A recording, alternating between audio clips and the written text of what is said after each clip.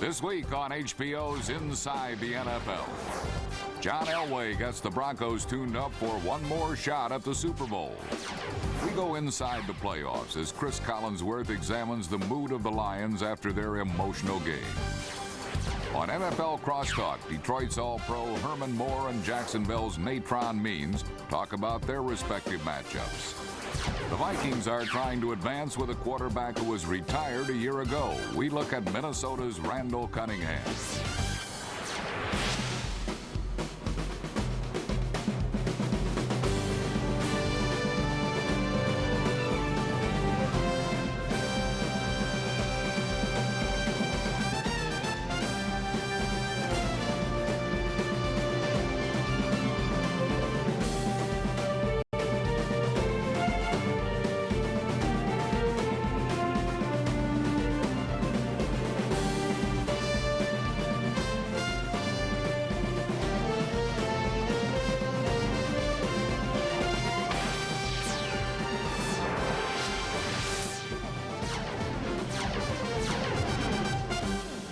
And now, the show the pros watch, Inside the NFL, with your hosts, Len Dawson, Nick Bonacati, Chris Collinsworth, and Jerry Glanville. Hello, everybody. Welcome to this week's show. The regular season is over. The playoffs are about to be starting, and we'll be talking about this weekend's wild card games in just a couple of minutes. But, gentlemen, something of a more serious nature. Jerry, the worst nightmare I think that any football player can ever have is to think that he would have a spinal cord injury. And that's what happened to the Lions linebacker Reggie Brown in their game against the Jets. Well, I was at home watching the game with my family, and my true love for football quickly changed for the concern for the injured player on the field. And I think all of us here on the show, and I think every true football fan in America, is hoping and praying that Reggie has a recovery. You're absolutely right. And Nick, after that injury, his life was threatened. Your son Mark went through the very same situation. I think no one knows the feelings better than you. We'd like your comments in just a couple of minutes. But first, Chris Collinsworth has more on this story.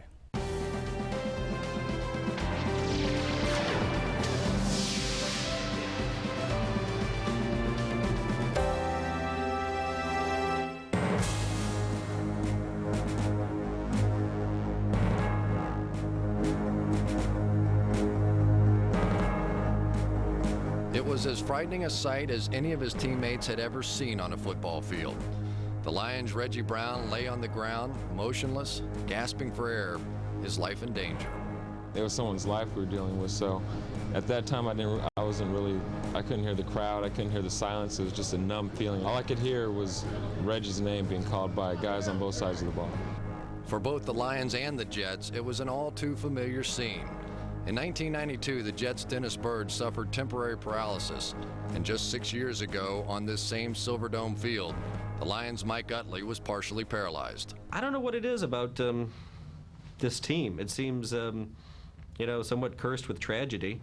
For several moments, Brown's terrifying injury looked like it might be even worse, bringing back horrifying memories for Detroit area fans. 26 years ago, Detroit's Chuck Hughes died of a heart attack right on the field. This was just as frightening.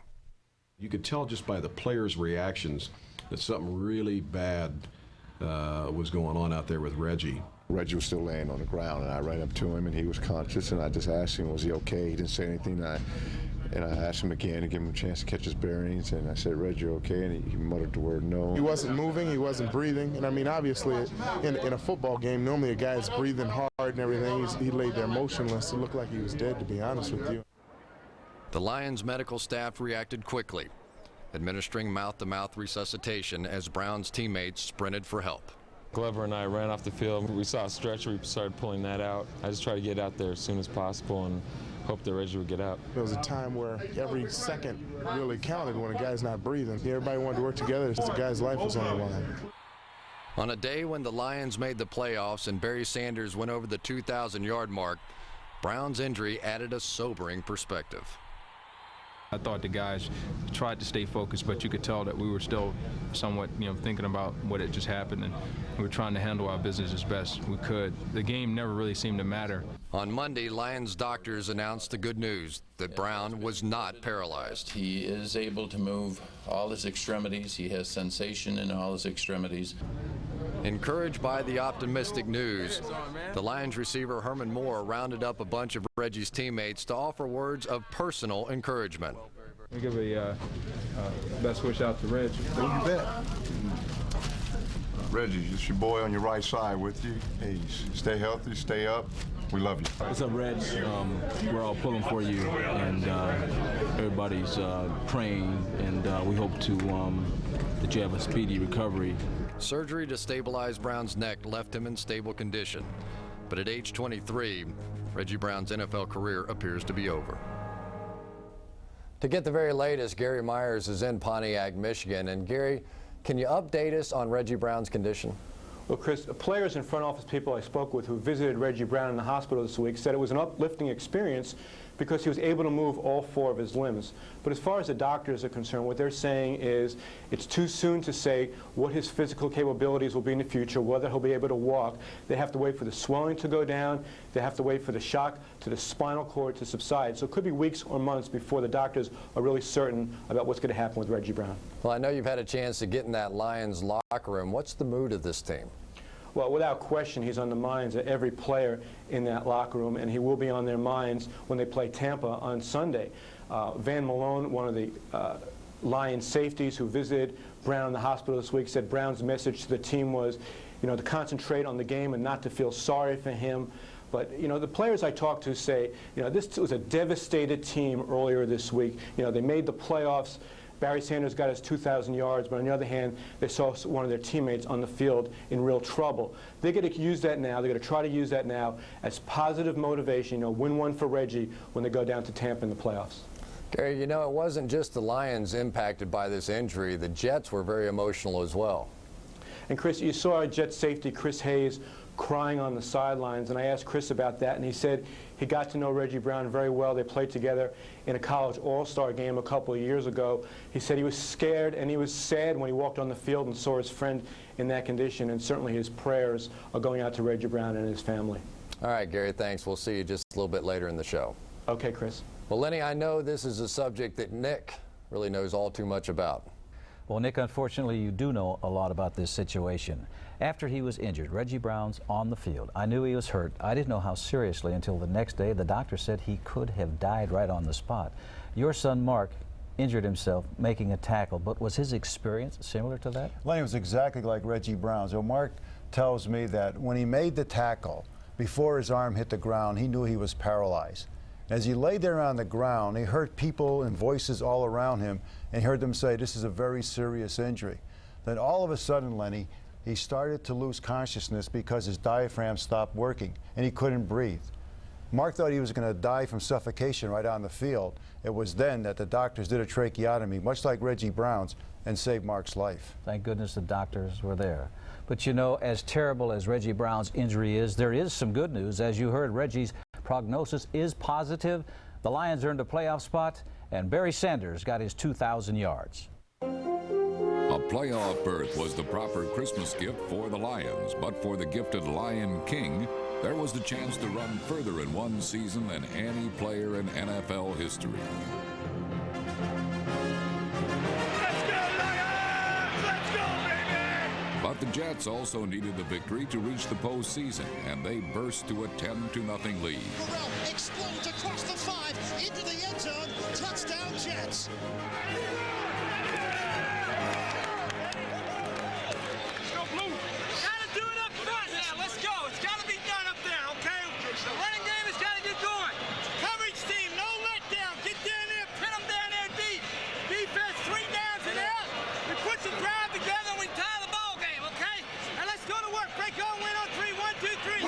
The Lions' comeback was spurred by a defense that registered 4 sacks and lured rookie quarterback Ray Lucas into throwing a damaging interception.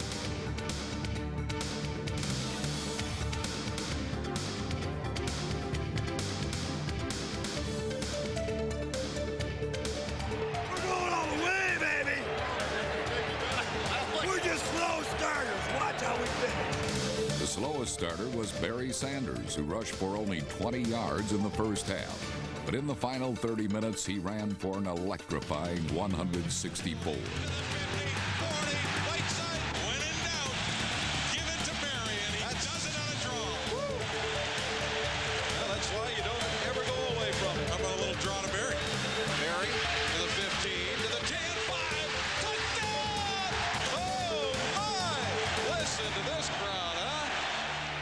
The roar was reduced to a frightening silence when the Lions' Reggie Brown suffered a serious spine injury. The fierce playoff battle became a vigil as both teams prayed for Brown's recovery. It was almost impossible to refocus on X's and O's after the 20-minute delay. Pick it off. Pick it off. Right. Steve, you move over and you jump this guy, you jump back. Pick it off, George. You got me?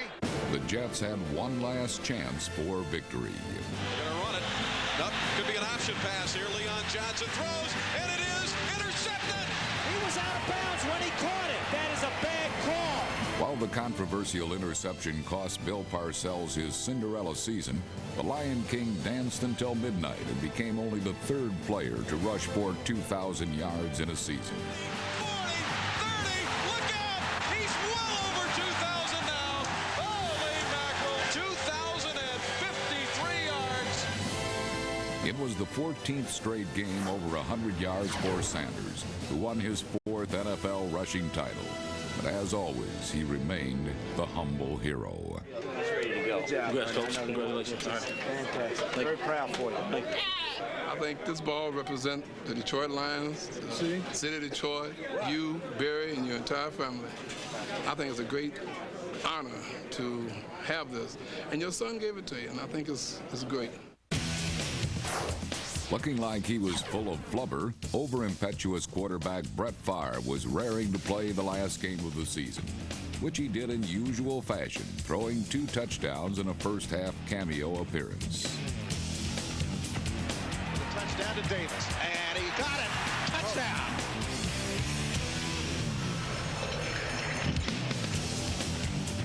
The play of the day was featured on special teams when Craig Hendrick's punt glanced off the back of Raymond Jackson and was recovered for a touchdown by Tyrone Davis.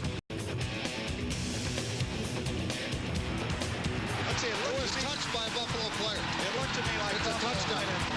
It's a touchdown.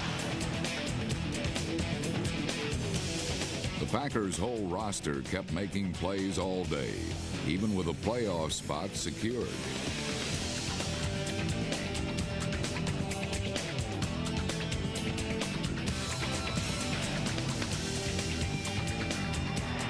Belt's going to throw on first down, up over the middle, picked up. There's Tucker. Touchdown, Green Bay. Home sweet home, Green Bay extended their Lambeau Field winning streak to 26 straight games.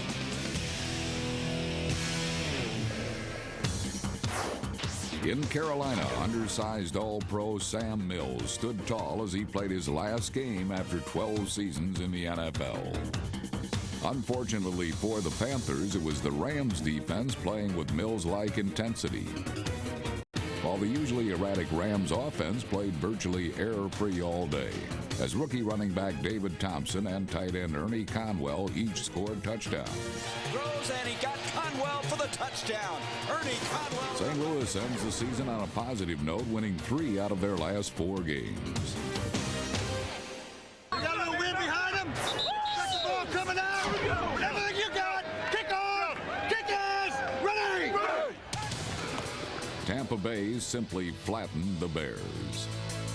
Despite backing into the playoffs, the Bucs demonstrated that they have the kind of firepower that won't allow them to back down in the postseason. Pro Bowl-bound Trent Dilfer had firm command of a team intent on securing home field advantage for the upcoming wild card weekend. Touchdown, Tampa Bay. We can't do that. If we do what we doing all day, it's going to be a long day.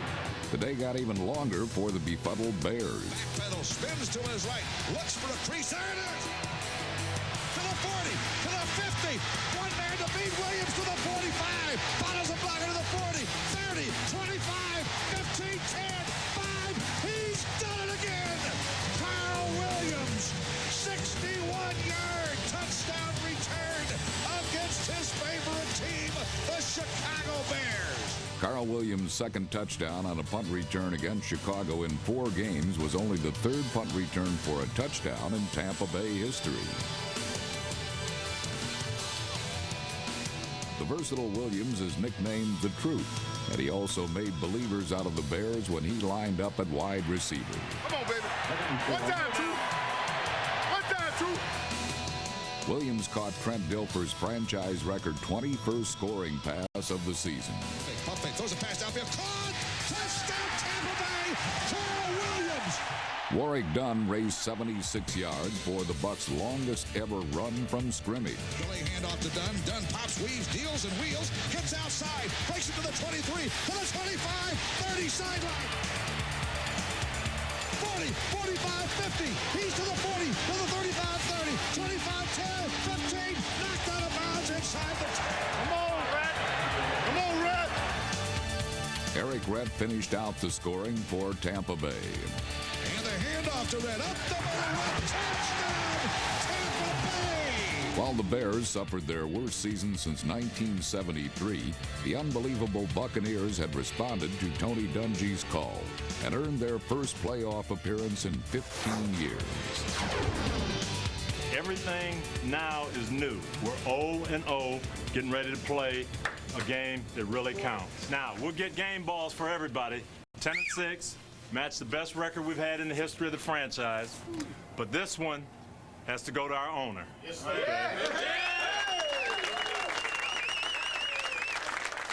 We've got the best team in America. We've got from the top down, we've got the best people with the most enthusiasm. And I'm so proud to be a part of this team. I can't tell you, this is probably a highlight of my life. Tony Dungy told me last year at the end of the season, he said, Malcolm, you won't be home for Christmas.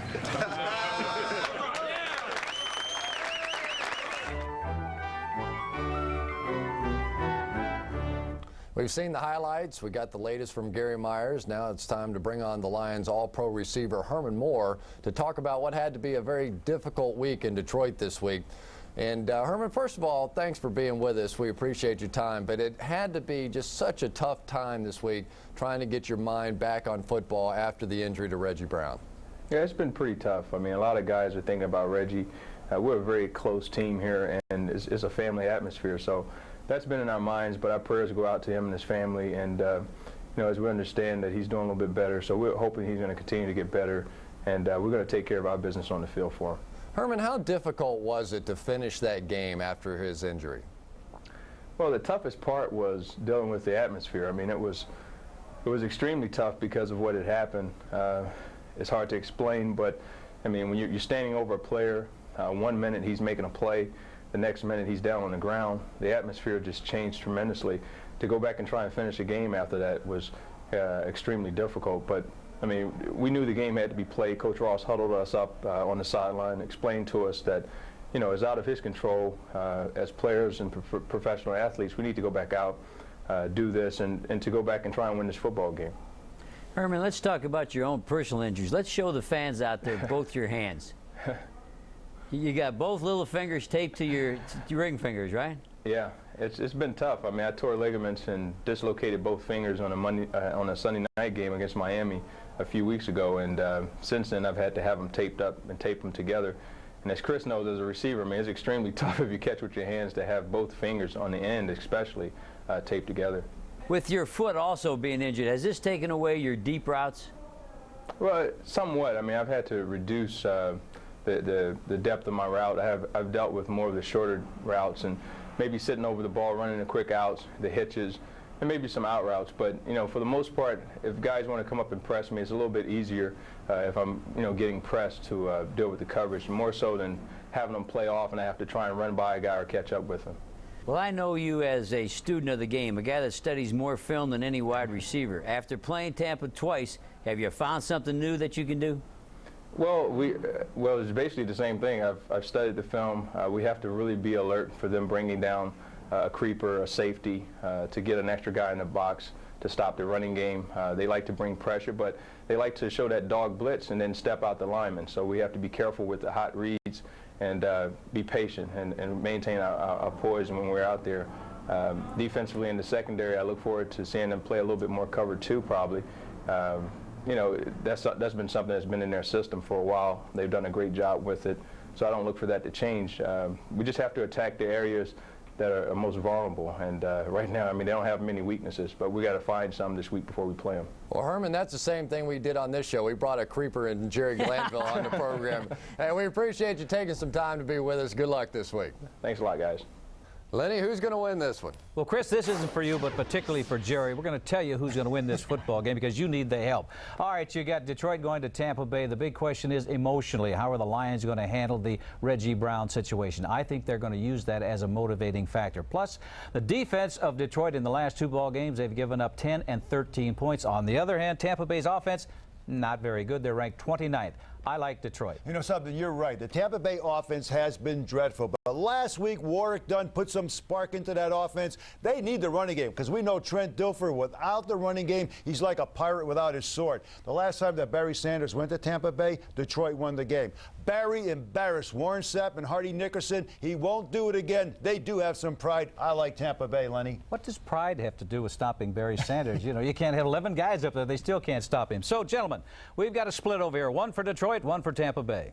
Well, that's not going to help, Jerry, if you guys are split over there. What do you think about this game? Because you have Tampa Bay coming in here, only 10 players with any playoff experience whatsoever. I think the news at Tampa Bay is 2 of those key players are injured. And I think when you got your quarterback, Trent Dilfer, he has the bad ankle. He can't set up as quick. He's admitted he can't escape a pass rush. And then Mike Allstott, their bruising fullback, guess what? The bruise is on his thigh, his quad, and he's been totally ineffective for 2 weeks. Well, you know, the same thing really goes for Scott Mitchell, though, with the bad ribs last week. He just simply was not himself throwing the football. Everybody's going to go in there and gang up on Barry Sanders, and they didn't do such a good job as Nick talked about. But I think part of the reason for that is the fact that they have so much speed on that defensive side of the ball. They want to get up the field, and that's creating some running lanes for Barry Sanders. But after watching a couple other teams play this team, I think they're going to do a much better job. I like Tampa Bay here. Well, stopping Barry Sanders, it's all going to end up on the safety, John Lynch. And John Lynch, he would have gone to the Pro Bowl, but he couldn't tackle Barry Sanders in the open field the last time these two played. Guess what? He won't be able to tackle him again. I'm going with Detroit. All right. Well, let's talk about one of Jerry's old teams, the Atlanta Falcons. They entered last weekend as the hottest team in the league, but they were snake-bitten by Jake Plummer. With 5 straight wins to their credit, not even the long arm of the law seemed able to catch the Falcons over the past month. And it looked like more of the same last week when Atlanta jumped to a double-digit lead over the Cardinals. But Jake Plummer has been raising Arizona's hopes of late, and he did nothing to discourage more local boy makes good newspaper columns with 2 fourth-quarter touchdown drives. Inside hash, Cardinals going left to right across the dial. Plummer to throw with some time, goes deep, near side, it's caught for the touchdown by Rob Moore. With 9 seconds left in the game, Jake the Snake ended Arizona's season in style. In motion, Plummer off the play action, throws near side for Sinners. He's got it, he scores! And what a way to finish it, Jake Plummer to Larry Sinners. Plummer could be an NFL star for years to come, but few athletes have served so long or so well as Washington's Darrell Green, who set a record last week for the most games ever played in the Redskins uniform. After 15 brilliant years, Green is still capable of game-breaking moments. Rush, dumps it underneath, picked off by Darrell Green at the 20, it's a 16. He's out to the 30, the 40, the jet to the 50, pulls his hand in the air, he's gone. Darrell Green's going all the way. Touchdown, Washington Redskins. And his first interception of the year. Washington's defense notched 2 scores against the Eagles. Fumble the football, fight for the ball. Picked up by the Redskins, and running in is Darrell Pounds for a touchdown. As the only NFL team that hadn't won at least 1 game on the road all season, Philadelphia did its best to erase that dubious distinction with a scoring pass to tight end Jason Dunn and a pair of rushing touchdowns from substitute running back Charlie Garner. The give is to Garner, who goes up and in for the touchdown. Charlie Garner. Eagles are back in this game. They haven't given up. But it didn't take long for the Redskins to score the decisive touchdown. Rondo in motion, rolling to his right is Hostetler. Into the end zone, Westbrook. Touchdown, Washington Redskins.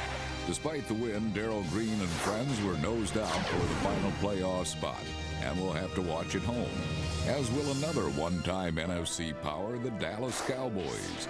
The air went out of their season weeks ago, and the Cowboys found it difficult to get pumped up in a game without consequence against the Giants.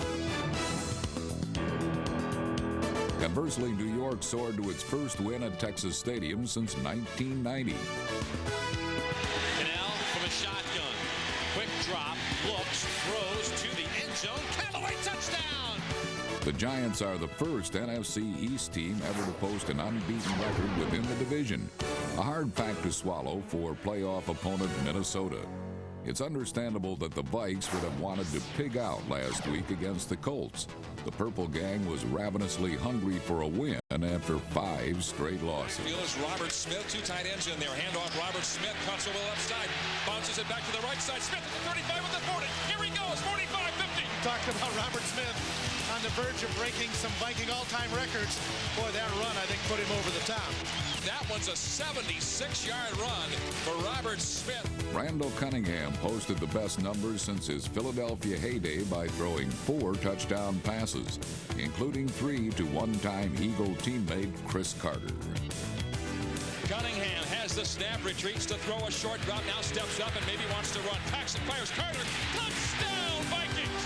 What a catch in the back of the end zone! With the victory, the Vikings were officially signed up and ready for their 5th playoff appearance in the last 6 years. Coming up on HBO's Inside the NFL, highlights of the Patriots winning the AFC East over the Dolphins, the Broncos looking sharp in their season finale versus San Diego, and picks of their upcoming games. Last year at this time, Randall Cunningham worked in television.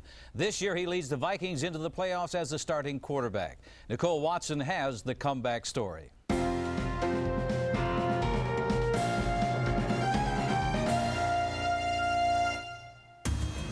In 1995, at 33 years of age, the flamboyant Eagles quarterback suddenly found himself without a team. Booed out of Philadelphia, he was soon behind a mic rather than a center. With lingering doubts that his move was premature, he got the word out. He was back in the NFL job market. I had the opportunity to make a couple $100,000 more if I went to New Orleans, but money, I'm not playing for money. I just knew that if I went to New Orleans, there would be a possibility that I might start, and then the team not do so good, and then I'd be put on the bench. It really came down to this being the best place to launch his career again, to come in and start anew and come out of a sound program, a team that normally is competitive. A year out of football, and Randall Cunningham had time to reflect. He readily admits that even though he was once the man in the city of brotherly love, he overstayed his welcome. Now, his calculated move to become a backup in Minnesota and the land of 10,000 lakes seems to have rehabbed his reputation and even been the resurgence of his career. The sense we got was that in Philadelphia he was somewhat caught up in his own persona, his own ego. It's clearly a second chance for him, and I think he's enjoying every moment of it. I think a lot of people are waiting for the old Randall to show up, and we've seen no signs of that. In the past, Randall's reputation was described as a self-absorbed superstar, but to the Vikings, he appeared to be a changed man from day one. Last week, Pastor Keith Johnson, the guy who disciples us, I gave him a picture, number 12, that someone had given to me, and he gave it away. He says, I don't want the old Randall, I got the new Randall. And that kind of brought tears to my eyes, you know, because it's like, all right, that number 12, that's in the past now. It's number 7 now, and it's even better. Although number 7 is confident, he is yet to be convincing. Since taking the reins from Brad Johnson, he lost to Green Bay and Detroit. His only win came against the Colts, where he finally showed signs of life, throwing 4 touchdowns, 3 to an old Philly connection, Chris Carter. Just to have him on the field, there's times I told him, I'm just going to throw the ball over there, you know, and I expect you to catch it. It might be 10 feet over your head, you just got to be Wilt Chamberlain on that play. I think we have a certain feel for one another. He has a feel for my body language. I have a feel for sometimes what he's going to do, sometimes he's going to improvise. He has a lot of faith in me, and then I have a lot of faith in him that we can make plays based on what we've done in the past. History has shown the duo together on 22 TD receptions, but the weight of the Vikings playoff run falls squarely on Randall's shoulders. Pressure that's customary for this quarterback, but now responded to differently. It's like now when the pressure comes, it's like, so what, you know? The thing is that I'm looked at differently now, and I relax now, and that's how I'm able to do better as a player. You know, it's a whole different focus and outlook on my career. I still feel as a 34-year-old man, he's got a lot of football left. Let me say this, there are not, in my opinion, 15 quarterbacks in the National Football League better than Randall Cunningham, and so I think Randall needs to be a starter. This was a launching part for him. I don't look at my future. I take it one day at a time and one game at a time. I would love to be here, even if I'm in a backup role. I think that my role was very important and sufficient, being able to make it into the playoffs and to have the opportunity now to go and play in the playoffs. The sky's the limit. For the older quarterback that wants to start anew, Minnesota may just be a stop along the road. Randall believes he can once again be an effective starting quarterback, and this weekend's performance should go a long way in determining his NFL future. Randall Cunningham and the Vikings will be traveling to the Meadowlands, taking on the Giants. And Nick, I think Randall's going to have a good day passing because nobody's running against that Giants defense. Well, guys, I don't want to belabor the obvious, but the Giants do live and die by their defense. But they had a godsend in offense. He's an experienced veteran running back by the name of Rodney Hampton. He has playoff experience. You team him with Tiki Barber and Charles Way. I think the game plan has to go. We are going to run at that great defensive lineman, John Randall, the Vikings. We're going to neutralize him. If they run right at John Randall, they're going to be passing out a lot of aspirin after that game. That guy is tough. He's the best. And the Vikings, I think, made their best move 2 weeks ago. They took John Randall and moved him to right defensive end. I haven't seen a guy put pressure on a quarterback like this in 5 years in the National Football League. And he's going to be going against a second-year pro, Roman Oben. I don't think Roman Oben can handle John Randall. You know, John Randall may well move back into tackle to try and help against the run that Nick was talking about. But I think the key to this football game is going to be Randall Cunningham.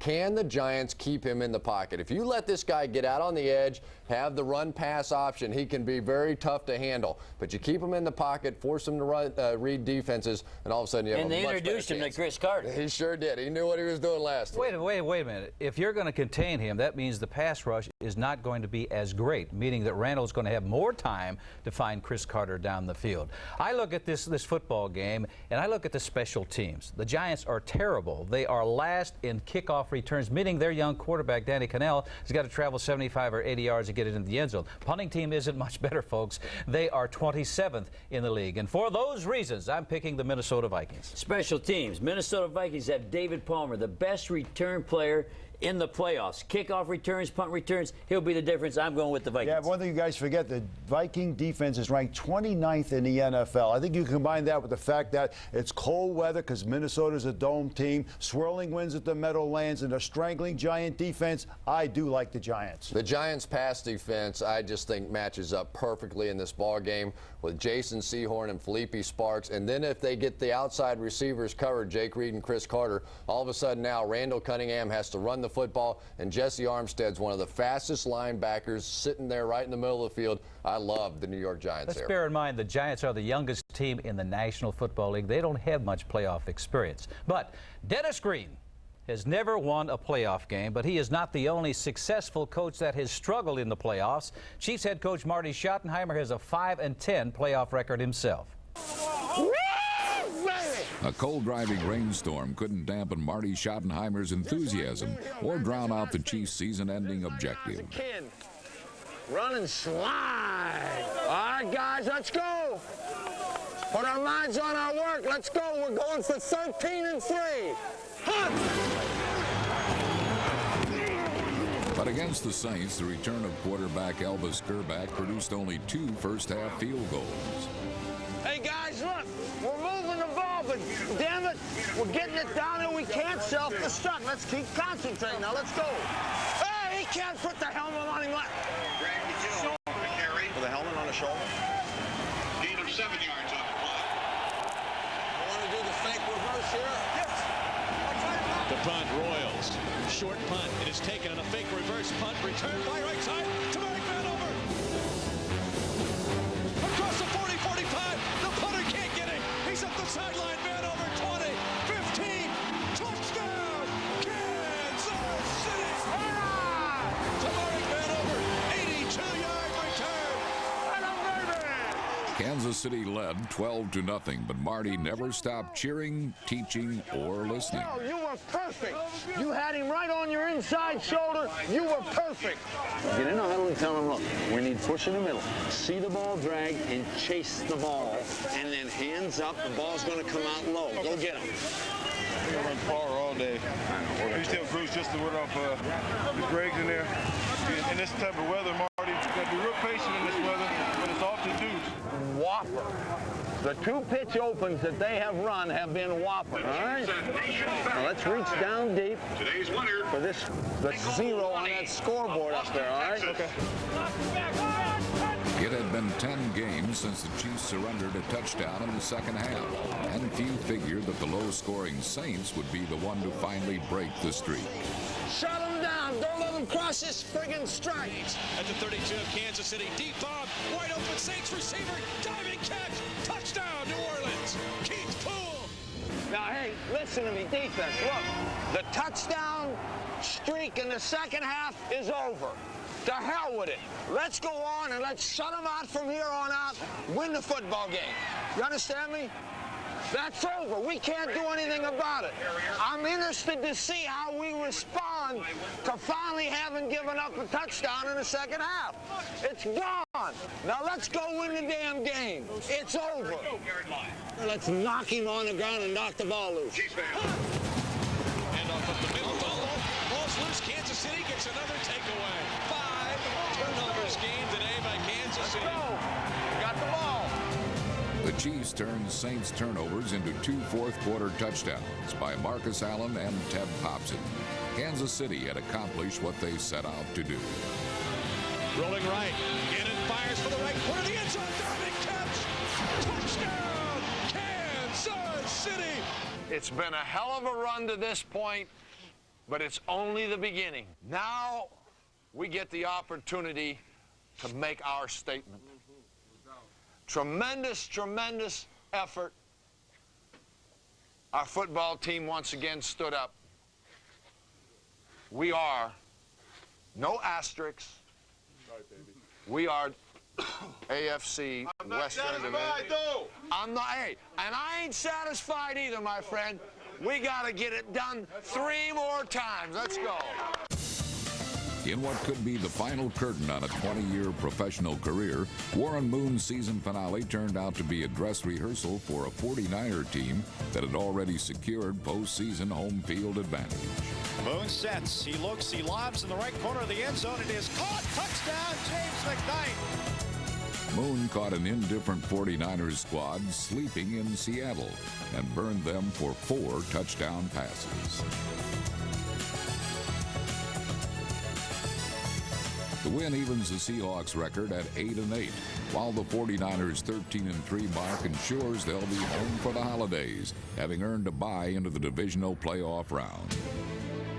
Across the bay in Oakland, spirits aren't very bright, but if there is a silver lining, it's another spectacular season from Tim Brown.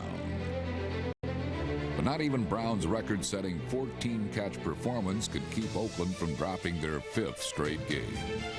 The play action. Rudell dropping back, looking to throw. Has Damon Jones all alone. 21-20, 15-10. There goes Damon into the end zone. Touchdown, Jaguars. The Jaguars jumped to a 14-0 lead on the way to their franchise record 11th win. Only 1 year removed from needing a Morton Anderson miss to qualify for the postseason, Jacksonville earned a wild card berth and a return trip to Denver, site of their historic playoff upset.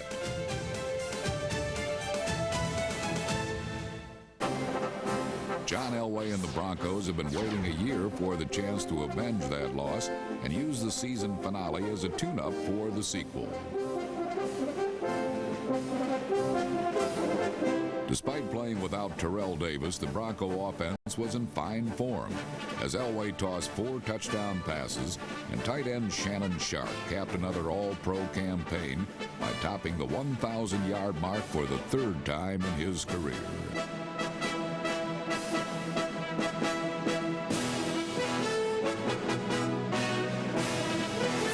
Broncos improved to 12-4 and grabbed some much-needed momentum heading into Saturday's Mile High Showdown.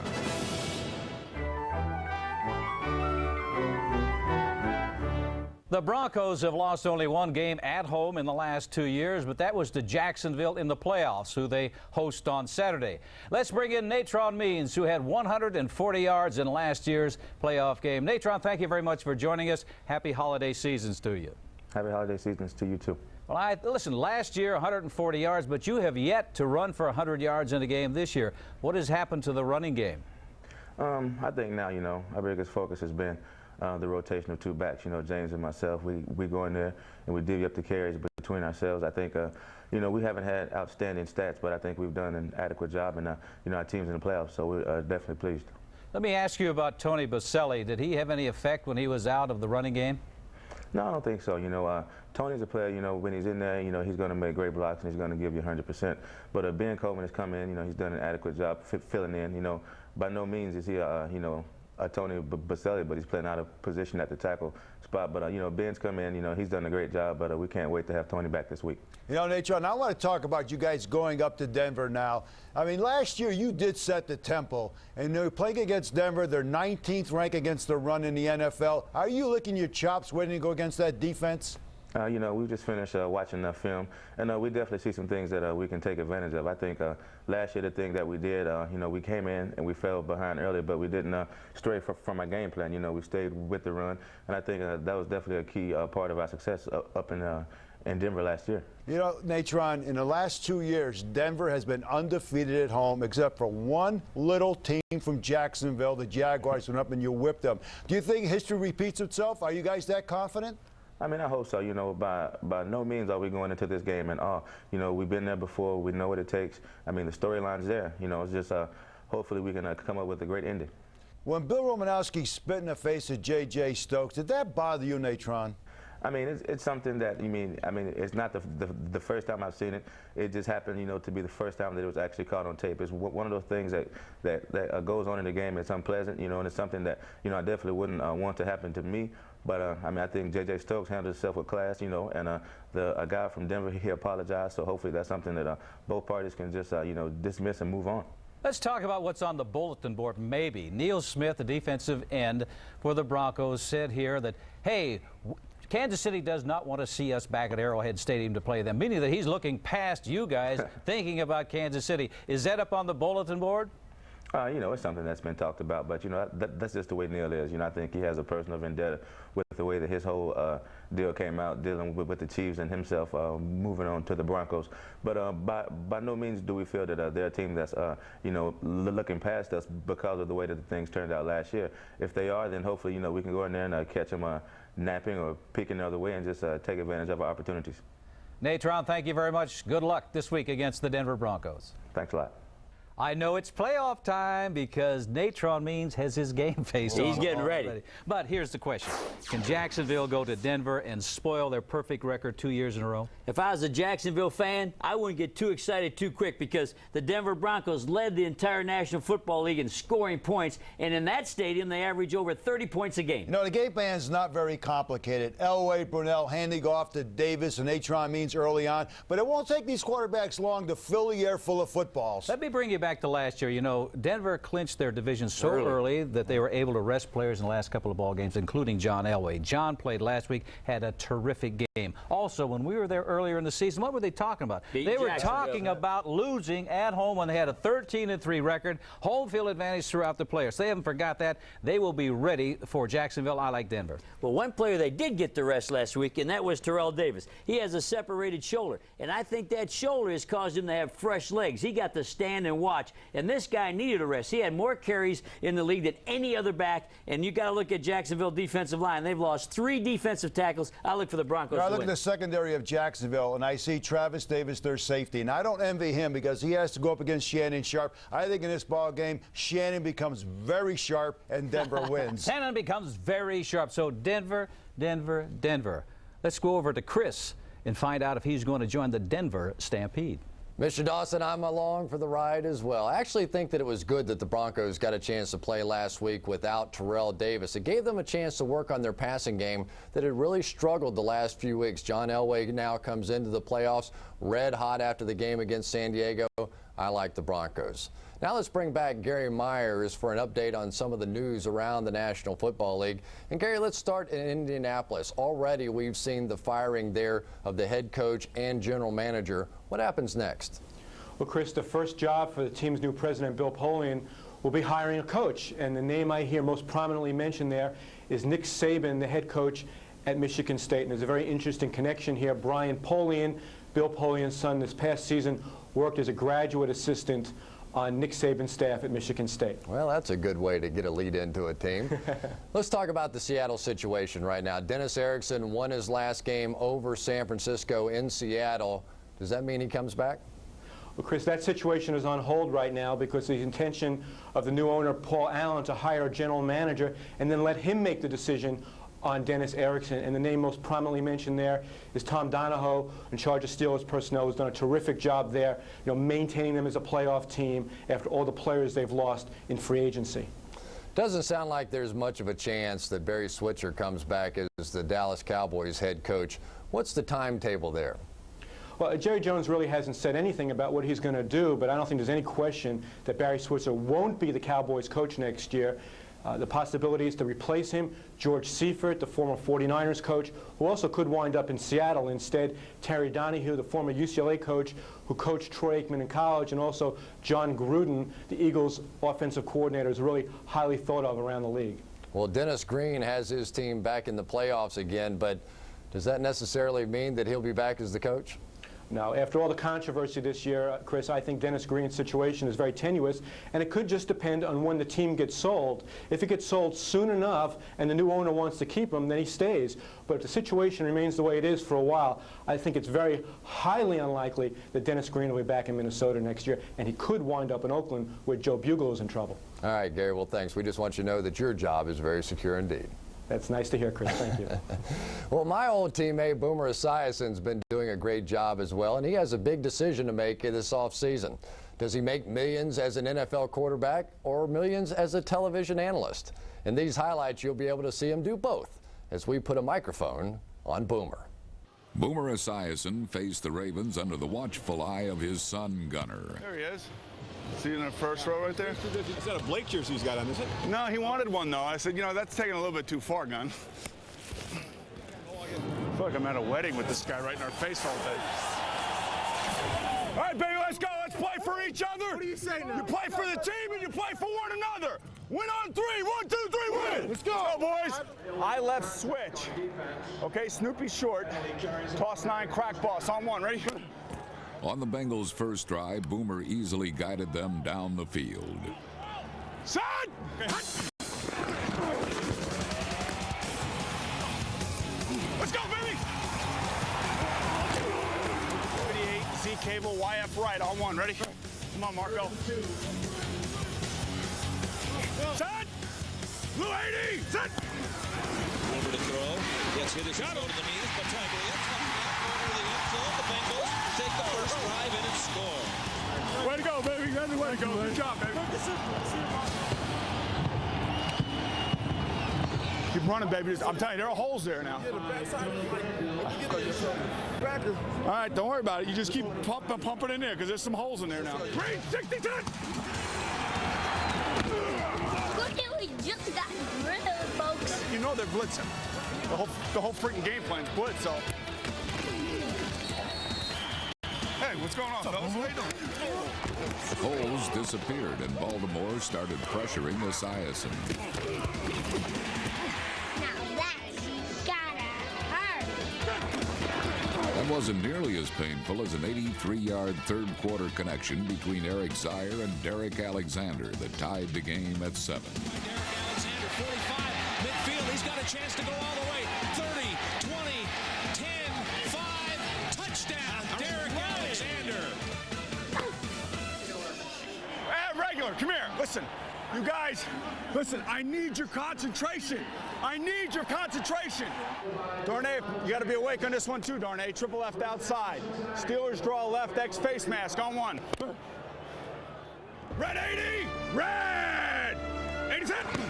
Here's Boomer with a play action. Looking downfield for Darnay Scott. He's got it. Can they get it to him? It is touchdown, Cincinnati. They will catch up with the Bengals have the touchdown. Baby, little play action. This offense is high octane, baby. Boomer's second touchdown sealed the victory. In what may have been his final game, Esiason led the Bengals to their 4th victory in 5 games. Walking off a winner would be a fitting end for a man who helped define class, both on and off the football field. Last week it was nap time for division champion Pittsburgh as the bus was left in the garage. But Oiler quarterback Steve McNair found it a perfect day to take a nice long Sunday drive through the Steeler defense and over a referee. To the 45, the 50, the 45, the 40, the 35, the 30, a foot race, a 46-yard gallop by McNair, and that's the longest run of the year by a Tennessee Oiler. While McNair ran free, Rodney Thomas found the nook and cranny that put the game away. Thomas breaks to the outside, he's to the 20, he's to the 50, he's to the 10, to the 5, touchdown Rodney Thomas! After Pittsburgh rested and Tennessee rolled, the final division title was at stake down in Miami on Monday night. If the Dolphins won, they'd be division champs and would host New England in the first round. If the visiting Patriots won, they'd be division winners and would host the Dolphins. After trailing 6-0 at halftime, the Patriots took control by rediscovering their ground game. The handoff to Mario Greer to the left, he pounds it in! Touchdown, Mario Greer! Handoff to Meggett up the middle, he bursts down and in! Touchdown, David Meggett! A 5-yard touchdown run for the Mighty Mite, David Meggett! Jimmy Johnson's goal at the outset of the season was the AFC East crown. And trailing by 8 in the final minutes, Dan Marino found Lamar Thomas to close to within 2.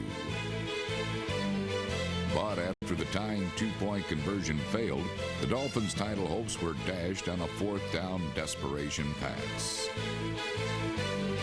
4th and 15, back to throw Marino. He is hit, gets rid of the ball, and it is intercepted! Patriots are the AFC Eastern Division champions for the 2nd year in a row. And New England will defend it at home in Foxborough, where they'll face the Fish in the wild card.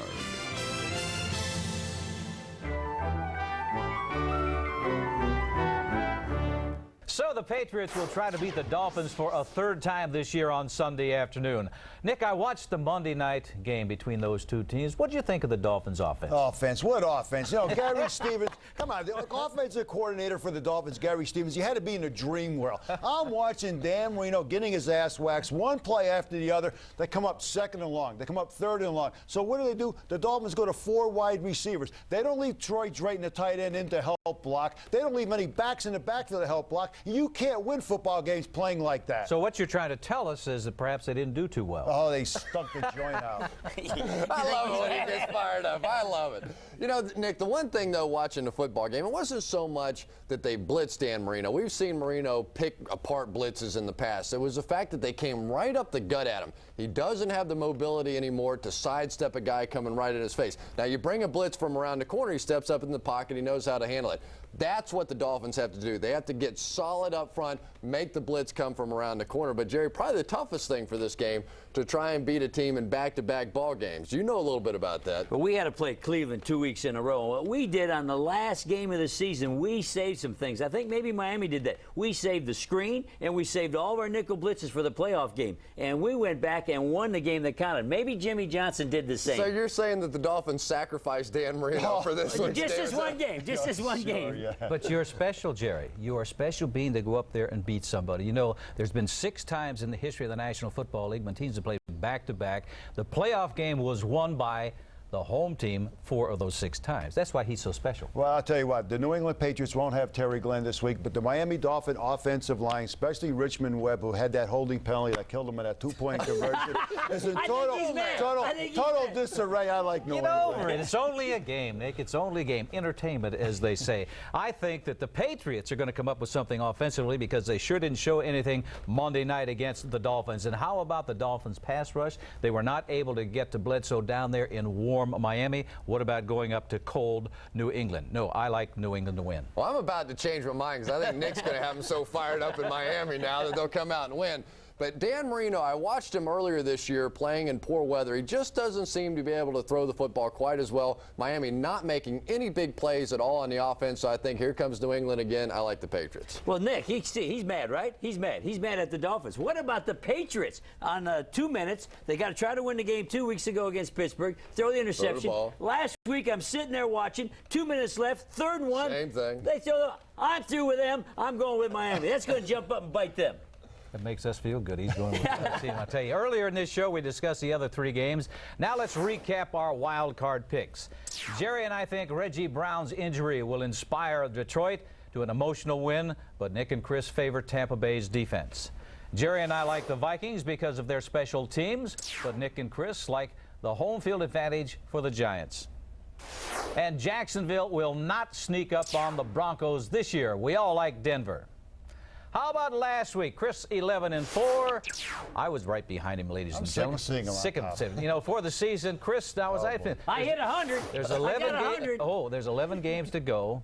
And he has a 10-game lead, so his magic number for Chris is 1. I like his chances, folks. That's our show for this week. Remember, Inside the NFL premieres each Thursday evening at 11 p.m. If you missed any part of it, you can catch it again Fridays at 7 p.m. and Saturdays at 11 a.m. So for Nick, Chris, and Jerry, and all of us here on HBO's Inside the NFL, we would like to wish Detroit's Reggie Brown a speedy and complete recovery. And for all of you out there, we wish you a very happy and safe holiday season.